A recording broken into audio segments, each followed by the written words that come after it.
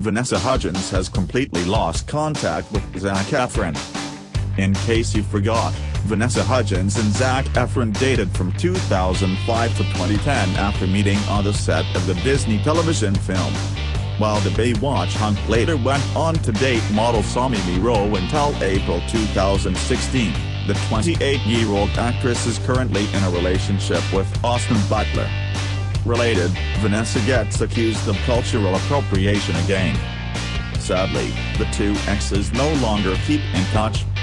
On Thursday, Ms. Hudgens appeared on Access Hollywood promoting her new NBC series Powerless, where she told co-host Natalie Morales that she and Mr. Efron are completely dumbsold. She explained, "Oh, yeah, no. That's not a thing that happens. I completely lost contact with him." Tom Holland's web-slinger takes charge in new Spider-Man Homecoming posters. Spidey is back. The first Spider-Man Homecoming poster has just hit the web. In the poster released by Sony Pictures on Twitter, Peter Parker can be seen lying next to the river, listening to music in view of Avengers Tower. The caption reads, "Homework can wait. The city can't." This poster is quite different from the earlier Spider-Man movies, which hinted at a dark and much gritty tale of the superhero. Tom Holland is all set to reprise his Captain America Civil War role as Peter Parker, Spider-Man. Later, the film debuted a second poster. In the poster, the web-slinger is seen overlooking the city while perched atop the Avengers Tower, and the caption reads, "Straight A superhero. Punny." Helmed by John Watts, the Marvel Studios' Sony Pictures movie also stars Robert Downey Jr., Michael Keaton, and Zendaya. The film is slated to release on July 7th. Cops: man carrying a sword, dressed as Joker arrested in Virginia. Police in Virginia have arrested a man who was dressed as comic book villain the Joker and reportedly carrying a sword. Winchester Police Department spokeswoman Jennifer Hall said in a news release that the department got several 911 calls Friday afternoon reporting a man made up as Batman's nemesis. He was wearing a cape and carrying a sword. 31-year-old Jeremy Putnam has been charged with wearing a mask in public, a felony that can result in a year in jail. It wasn't immediately clear whether Putnam has a lawyer. Amber Heard: "I was told revealing I'm bisexual would ruin my career." The ex-wife of Johnny Depp said filmmakers doubted whether she could play a straight woman in a romantic lead role after she spoke publicly about her sexuality 7 years ago.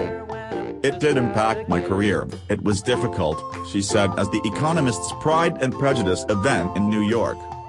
"It was not easy. I was the only one working in this way, so it was definitely difficult because no one had done it.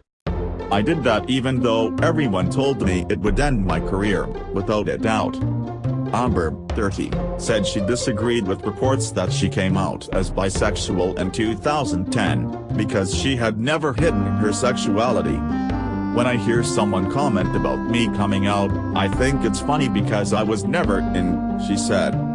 The U.S. star said she was asked directly about her sexuality by a reporter at the time and she answered honestly and off the cuff. "Then I realized the gravity of what I had done," she added. "I started to understand why so many people, studio execs, directors, advisors, agents, producers, why everyone was so adamant about this not being the label that comes before my name. I quickly became, not actress Amber Heard, but out lesbian Amber Heard." Amber was in a relationship with photographer Tasia Vanry before she began dating Johnny after meeting him on the set of 2011 film The Rum Diary. The couple married in February 2015 but had a high-profile divorce last year amid claims of domestic abuse. Johnny vehemently denied he had been verbally and physically abusive for the entirety of their 4-year relationship. The former couple later issued a joint statement saying there was never any intent of physical or emotional harm. UK landmarks join big switch off for Earth Hour. People are being urged to join UK landmarks and famous sites around the world as they switch off their lights for an hour on Saturday night to back action on climate change. Despite the terror attack in Westminster on Wednesday, the Houses of Parliament and Big Ben are joining more than 270 landmarks across the UK and switching off the lights for conservation charity WWF's Earth Hour. Buckingham Palace, Blackpool Tower, Brighton Pier, the Senate Building in Cardiff, the Kelpie Sculpture and Falkirk and Edinburgh Castle are among those also taking part. Starting in Samoa and ending 24 hours later in the Cook Islands, people in 184 countries will send a message calling for action to protect the planet by tackling climate change, WWF said.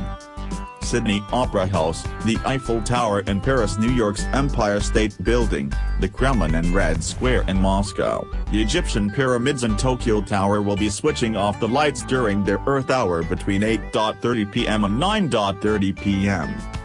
Members of the public are also being encouraged to take part by switching off their lights for the hour. Colin Butfield, director of campaigns at WWF, said, "Today, hundreds of millions of people will be showing global unity on climate change during Earth Hour. Climate change is impacting us here and now. We are seeing it across the globe, from the Great Barrier Reef suffering mass bleaching for an unprecedented second year in a row, to more severe weather in Britain." Following the tragic events in London earlier this week, we are inspired and grateful to hear that the Houses of Parliament and Big Ben will be switching off their lights to show support for global action on climate change. He added, "Earth Hour is the world's biggest climate change event. All you have to do is switch off your lights for 1 hour to join hundreds of millions around the world to send a clear signal that we must act and we must act now."